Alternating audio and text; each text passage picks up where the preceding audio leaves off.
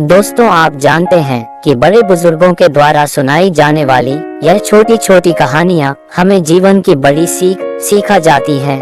इन कहानियों से मिलने वाली शिक्षा का हमारे जीवन में बड़ा प्रभाव पड़ता है। आज हम आपको अपने वीडियो में कुछ ऐसे ही प्रेरणादायक लघु कहानियों के बारे में बताने जा रहे हैं। इन कहानियों को पढ़कर आप अपना मनोरंजन भी कर पाएंगे और जीवन में काम आने वाली शिक्षा के बारे में जान पाएंगे। एक जंगल में एक चालाक लोमड़ी रहा करती थी।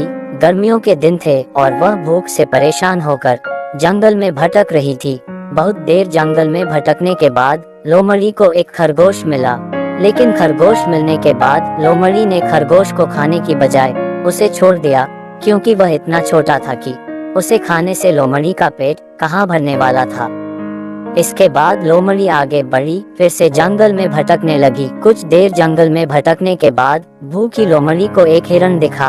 हिरण को देखते ही लोमड़ी के मुंह में पानी आ गया। लोमड़ी हिरण को पकड़ने के लिए उसके पीछे दौड़ने लगी। लोमड़ी ने अपनी पूरी ताकत से हिरण का पीछा किया, पर हिरण लोमड़ी की पकड़ में नहीं आया।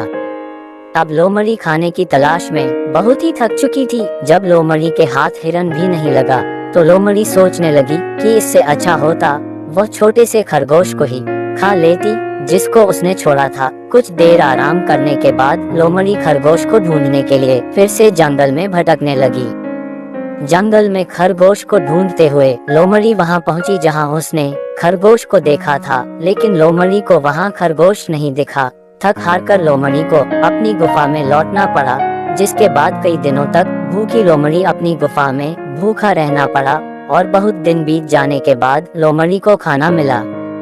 लोमड़ी की कहानी से हमें यह शिक्षा मिलती है कि हमें लालच नहीं करना चाहिए। यदि लालच किए बिना संतोषी जीवन जीते हैं तो आप सुखी रहते हैं।